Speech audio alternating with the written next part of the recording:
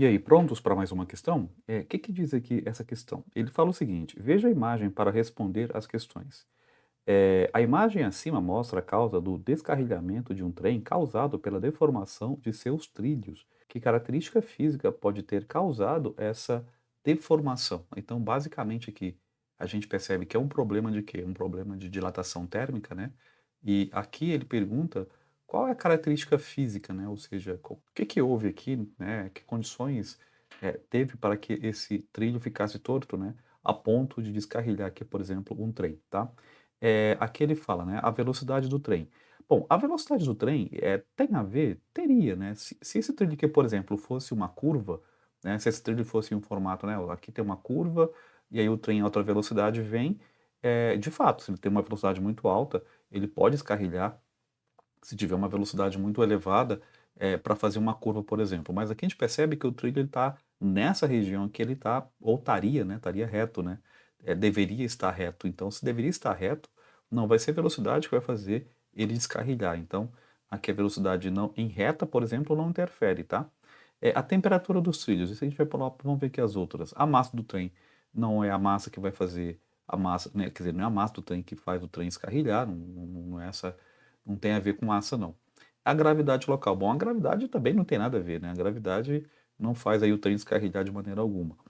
A letra E fala o coeficiente de atrito entre as rodas do trem e o trilho. Bom, o coeficiente de atrito tem que ter, né? Para conseguir o trem aí se locomover, empurrar o chão para trás, o chão empurra o trem para frente, né? Terceira lei de Newton, ação e reação e tal. Na verdade, se você lembrar bem da formulazinha de dilatação térmica, você lembra da fórmula? É delta L, só para te relembrar aqui rapidinho, delta L, como é que era mesmo? Era comprimento inicial vezes quem? Coeficiente de dilatação linear vezes quem? A variação de temperatura, tá? Então, a fórmula de dilatação térmica, uma delas, na verdade, né, a gente pode calcular assim. Como a gente está falando de comprimento, então esse ΔL aqui indica variação do comprimento. Então, o que faz um objeto dilatar? Se lembra das aulas de física? É justamente esse carinha aqui, né? A variação de temperatura.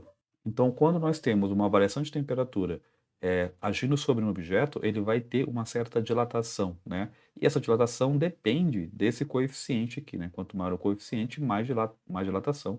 Mas o fator primordial mesmo é esse cara aqui, né? Para que o objeto dilate, tem que variar a temperatura. Variou a temperatura, vai ter uma variação no comprimento. Variação, né? Porque quando eu falo variação, pode ser aumento ou diminuição. Nesse caso aqui foi um aumento, né?